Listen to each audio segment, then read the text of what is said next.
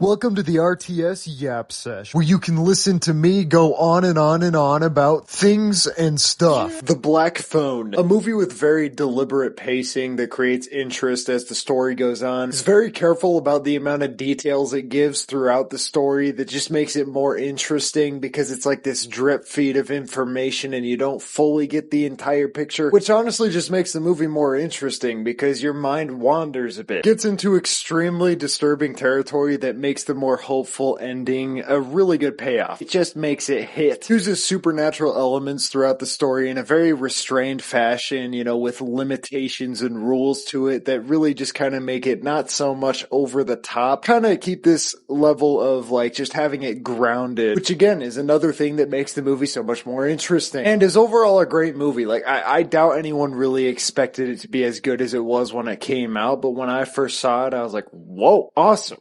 Sick, dude. And now, on to the next one. Black Phone 2 suffers from dialogue throughout where characters will literally say things they're doing as they're doing it, or they will say things that are happening on screen when it's like, dude, the whole point of a movie is that you're going to show me what's happening. There's enough visual information. I get it. There will literally be a character being like, oh my gosh, this is what's happening right now. And it's like, I see that. Thank you. Goes through a ridiculous amount of unnecessary legwork just to justify the existence of its story. Expands on the lore of this universe, of this story in a way that can just feel kind of forced and a little unnecessary in some areas. It's like, did we really need to add those details in there?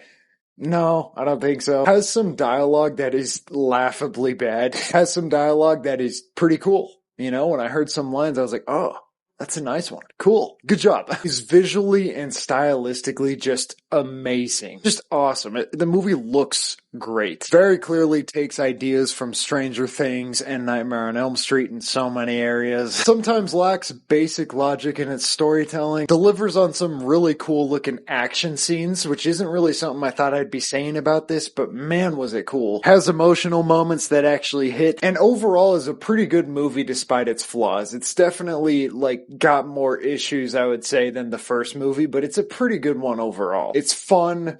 It's a little stupid. It does copy from other IP, but I had a good time with it. And I definitely think it's worth a watch. Those are my thoughts on the Black Phone movies. Let me know your thoughts in the comments section below. And that's all for now. Bye.